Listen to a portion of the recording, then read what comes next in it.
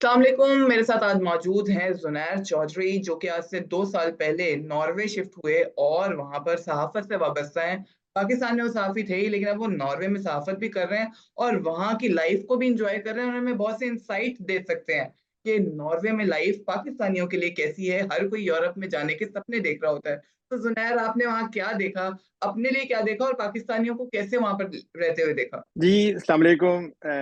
राबिया, कैसी हैं आप? Thank you for having me. Life जो है नॉर्वे में, एक तो आप ये समझते हैं कि इजी है। यूरोप में लाइफ तो it's not a easy thing, क्योंकि आपको अपने काम के साथ लॉयल होना पड़ता है, काम पूरा करना पड़ता है। आप किसी भी कमिटमेंट में आपने पूरे टाइम पे आपने अपना फॉलो अप करना है, क्योंकि यहाँ पे एक एक एक कल्चर है कि आपने जो टाइम दिया है आपने उसकी उसकी पाबंदी करनी है और अपने काम खुद करने हैं। चाहे वो प्राइम मिनिस्टर ऑफ नॉर्वे है या वो एक आम पीएन। पीएन तो है ही नहीं ना यहाँ पे, ये कैटेगरी तो है ही नहीं यहाँ पे। एक मतलब कि आप कहीं पे कोई इवेंट करते हैं, कुछ करते हैं, तो आपको वो जो आपने जगह ऑक्यूपाई की होती है, एक सिंपल सी बात बता रहा हूँ, आपने वहां पे सफाई करके, झाड़ू करके, आपने कुर्सियां साइड पे करके नीट एंड क्लीन आपने उनको की वापस करनी होती है। तो ऐसा नहीं है कि आप समझें कि यहाँ पे हम एक प्रोटोकॉल वाली जिंदगी गुजार रहे हैं। इनकी जिंदगी की कामयाबी का राज ही यही है कि कमिटमेंट्स पूरी करते हैं और अपने तमाम जो काम है वो अपने खुद हाथों से करते हैं और एक रूटीन को फॉलो करते हैं। ठंड बर्फ, बहुत होती है नॉर्वे में। जी, अब ठंड स्टार्ट हो चुकी है। मैंने जैसे जैकेट पहनी हुई है और इस टाइम माइनस के करीब करीब ही है और नॉर्थ में तकरीबन यहाँ पे बर्फबारी वाला मौसम बन चुका है। तो ऐसे ही है। जहां तक सहाफत का बात है, हमारे मुल्क में सहाफत तो होती है, सब कॉन्टिनेंट में ट्रेडिशनल जर्नलिज्म हो रही है, लेकिन यहाँ पे जर्नलिज्म के स्टैंडर्ड्स हैं। आपकी किसी के साथ मीटिंग है, किसी गवर्नमेंट ऑफिशियल के साथ मीटिंग है, तो आप ये नहीं कर सकते कि आप उनके आगे माइक करके फलाना क्वेश्चन पूछ लें कि वो आपने अंडरपास बनाया था। आपको एजेंडा दिया होता है, आपने एजेंडे के बीच में ही रहना होता है, आपने उसी पे बात करनी होती है, क्योंकि आपका भी एक एक्सपोजर है इंटरनेशनली जर्नलिज्म का। आपने भी देखा होगा कि इस तरह से नहीं होता कि आप कहीं भी जाके वीडियो बना के शेयर कर दें। नहीं, अगर आप जर्नलिज्म कर रहे हैं और जर्नलिस्ट हैं ना, आप अंडर 18 किसी बच्चे की वीडियो बना के नहीं चला सकते, रोड पे किसी के साथ इस तरह से रोड शोज नहीं कर सकते। इसके लिए प्राइवेसी प्रॉपर इन्वेड नहीं कर आपको, सकते किसी की। जी बिल्कुल ऐसे है। अच्छा, ये बताएं उमैर, वहाँ पर आपको पाकिस्तानियों से भी इंटरेक्शन करने को मिलता होगा। तो मैं मेरा एक विजिट हुआ था नॉर्वे में, मैं गई थी नवंबर में। तो मैं जब नवंबर का मंथ था जब मैं गई, तो खासी ठंड थी और जब पाकिस्तानियों से मेरा इंटरेक्शन हुआ तो वो जो शिकायत करते थे, एक तो लैंग्वेज बैरियर की बहुत करते थे कि जो नए गए थे उनको बहुत मुश्किल हो रही थी, कोई अच्छी उनको जॉब नहीं मिलती थी, उनको लैंग्वेज नहीं जानते थे। तो ये लैंग्वेज बैरियर कितना होता है जो नौजवान वहाँ जाते हैं उनके लिए? देखें, सबसे पहले तो जो यहाँ पे पाकिस्तानी आए वो 1960 से उनका यहाँ पे आमद शुरू हुई, जब यहाँ से इनके ऑयल के रिसोर्सेज जो थे वो दरियाफ्त हुए। उसके बाद से पाकिस्तानी लेबर के तौर पे यहाँ पे आनी शुरू हुई और बहुत वेलकम किया उन्होंने और बहुत इकोनॉमी में एक अच्छा जो रोल था वो प्ले किया। और वो मानते हैं इस चीज़ को, इवन के यहाँ पे जो पहले पाकिस्तानी आए थे एहसन साहब, उनके उन्होंने शूज जो है वो यहाँ के नेशनल म्यूजियम में एज अ मोनूमेंट रखे हुए हैं कि हमारे लिए बहुत कीमती असासा है कि ये लोग आए और हमारी डेवलपमेंट हुई, हमारी इकोनॉमी को बूस्ट मिला और हम दुनिया की टॉप 10 जो थी कंट्रीज उनमें हम आ गए। अब आप जो बात कर रहे हैं कि लैंग्वेज बैरियर का, लैंग्वेज बैरियर बिल्कुल है। यूरोपियन कंट्रीज में बहुत बड़ा बैरियर है कम्युनिकेशन का, जिसकी वजह से यहाँ पे लोकल जॉब्स करनी पड़ती हैं लोगों को, मैकडोनल्ड्स पे करनी पड़ती हैं, ग्रोसरी शॉप पे करनी पड़ती हैं, डिलीवरी की करनी पड़ती हैं, लेकिन उसमें कोई ममानत नहीं है। वो जॉब्स बहुत अच्छी हैं क्योंकि उसकी वेजेस जो है वो एक एक डॉक्टर की वेजेस और एक डिलीवरी करने वाले की वेजेस इक्वल है, क्योंकि यहाँ इक्वलिटी है, सिस्टम है, टैक्स सब पे करते हैं जिसका रिटर्न होता है। लैंग्वेज की बात हो रही थी, लैंग्वेज कोई मुश्किल चीज नहीं है, आप विद इन अ ईयर अपनी लैंग्वेज कर सकते हैं। पाकिस्तानियों ने जो आपको शिकायत की उसके मसाइल ये हैं कि लोग कमाने पे जोर दे देते हैं, अपनी एजुकेशन को अब इन्हेंस नहीं करते, क्योंकि आप जहाँ जब भी कहीं जाते हैं आपको वहाँ का कल्चर अडॉप्ट करना होता है, वहाँ की कम्युनिकेशन जो लैंग्वेज है वो एक, आप कम्युनिकेशन की एक टीचर भी हैं, स्टूडेंट भी हैं, तो ये बहुत जरूरी होता है कि आप अपनी लैंग्वेज इंप्रूव करें। और जब आप लैंग्वेज इंप्रूव कर लेंगी तब आपके तमाम बैरियर्स खत्म हो जाएंगे, आपके लिए सब कुछ ओपन है अच्छा, जब मैं गई और थी with in a जुनैर, year you can do that. जब मैं गई थी तो मैं जब एयरपोर्ट से जिस वो जो बस आपको आपके वहां तक पहुंचाती है, उसका ड्राइवर भी पाकिस्तानी था, वो कहीं फैसलाबाद का था। जिस होटल में मैंने स्टे किया वहाँ का मैनेजर भी पाकिस्तानी था। वहाँ मैं नियरेस्ट 7-Eleven पे गई तो वो भी जो बंदा कैश काउंटर पे खड़ा हुआ था वो भी गुजरात का था, कोई शकरगढ़ का मिल रहा था, और उनके एंसेस्टर्स आपने जैसा कि बताया बहुत पहले से वहाँ पर आए हुए थे। तो मैंने वहाँ पे बहुत पाकिस्तानियों को देखा। लेकिन अब जब जाना होता है, शेंजन कंट्री का वीज़ा लगवाना होता है तो बड़ा मुश्किल होता है। नॉर्वे का वीज़ा कहते हैं आसान नहीं है लगना। क्या ऐसे ही है और ऐसा क्यों है अगर है तो? जी बिल्कुल। नॉर्वे ने इंटरनेशनल स्टूडेंट्स के लिए जो एजुकेशन थी वो खत्म कर दी है। फ्री एजुकेशन, फ्री हुँ, एजुकेशन खत्म कर दिया। अब इनके पर ईयर का आपका जो एक्सपेंसेस है वो 100,000 क्राउन है, 1 लाख क्राउन है इनका एक, जो इनका किसी भी आप कोर्स में एडमिशन लेते हैं। अब स्कॉलरशिप्स हैं वो अवेलेबल हैं।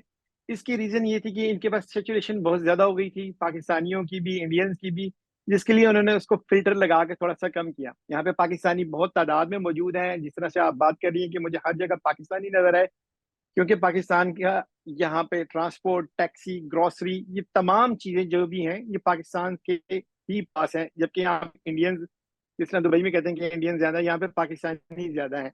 ये यूरोपीय यूनियन का हिस्सा तो नहीं है, स्कैंडिनेवियन का हिस्सा है।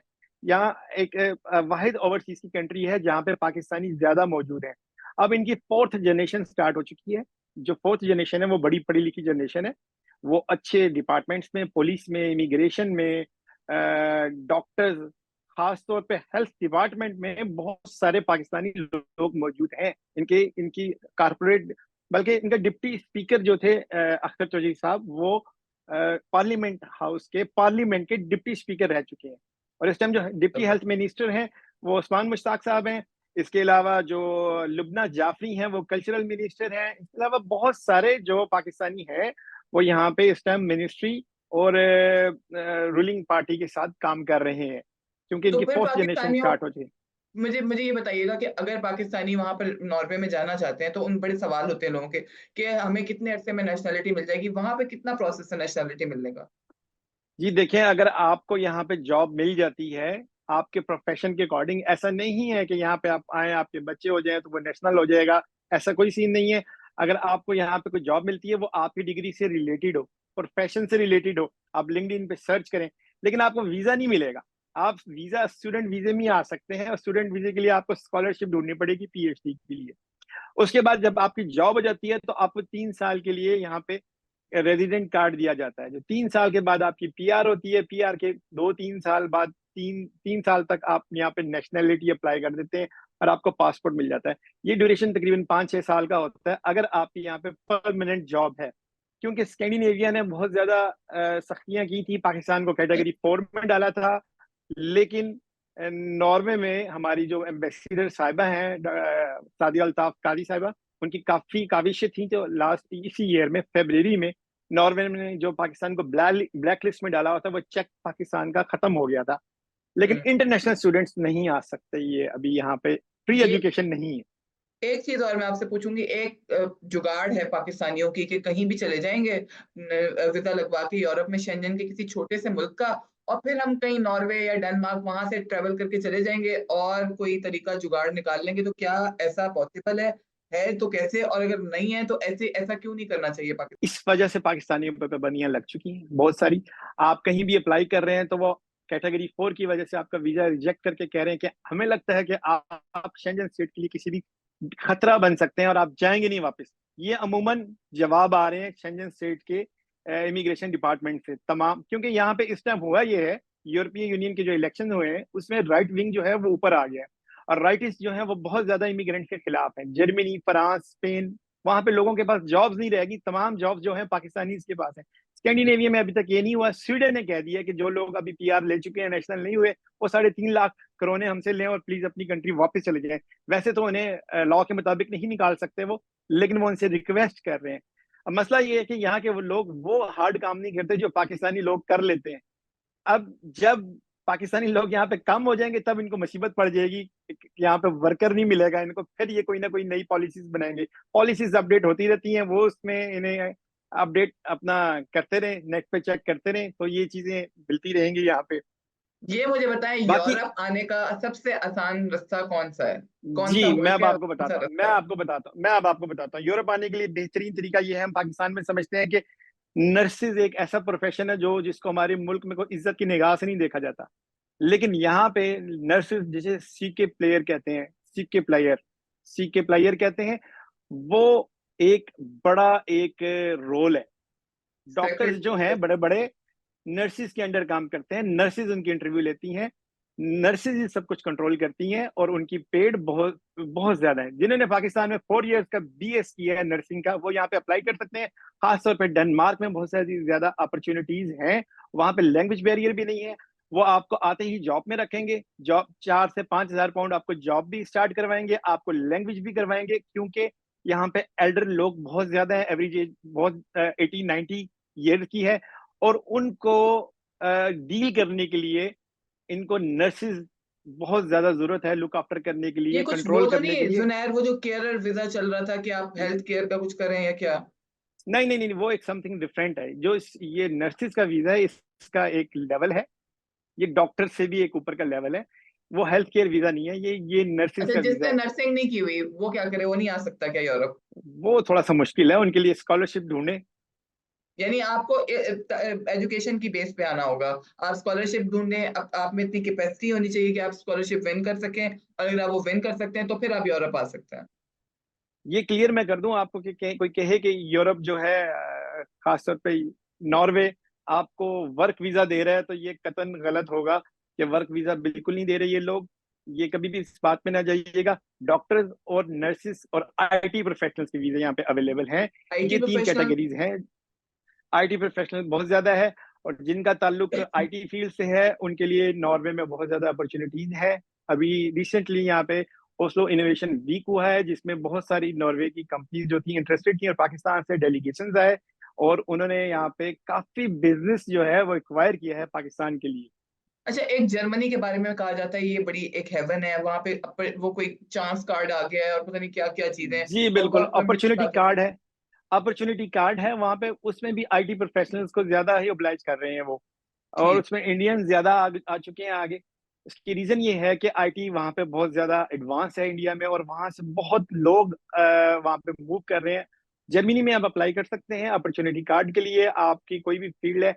जर्मनी में सबसे अच्छा एक चांस ये है कि ड्यूचे वैली एकेडमी है, वहां पे आप एडमिशन ले सकते हैं, वहां पे आप पढ़ सकते हैं। जॉब्स अगर आपको अपॉर्चुनिटी मिलती है आप वो देख सकते हैं। ऐसा नहीं है कि बिल्कुल रास्ते बंद हो गए, रास्ते हैं, लेकिन आप प्रॉपर रास्ता चूज करें। कभी भी ये मत देखिएगा कि हमें वर्क वीजा मिल रहा है, क्योंकि इस टाइम स्कैंडिनेविया खासतौर पे वर्क वीजा नहीं दे रही। एक्सपेक्ट आपको नर्सिस, डॉक्टर्स और आईटी प्रोफेशनल्स, ये वो लोग हैं जिनको इस टाइम वर्क वीजे मिल सकते हैं। Thank you so much जुनैर, have a wonderful day and have a wonderful life in Norway. और आप ऐसे ही चमकते रहें, दमकते रहें। और आपने हमारी ऑडियंस को बहुत ही अच्छी अच्छी बातें बताई। यूरोप जाना एक बहुत बड़ा सपना होता है लोगों के लिए कि यूरोप चले जाएं, 7 घंटे में वापस पाकिस्तान आ जाएंगे, फिर चले जाएंगे, लेकिन it's not an easy cake, जैसा कि जुनैर ने आपको बताया। अपने आप को स्ट्रॉन्ग करें, सही रास्ता चुनें, फिर जाएं, किसी मसले में ना पड़े, ना ही अपने पीछे वालों को किसी मसले में डालें। थैंक यू सो मच जुनैर, और thank you so much audience for connecting with us.